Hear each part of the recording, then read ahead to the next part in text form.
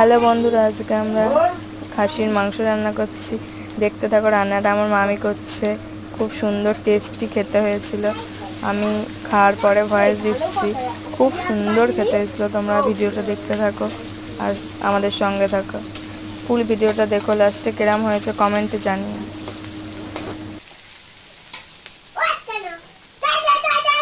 বকিস না, ভালো লাগছে না, বকাবকি একটু কম কর।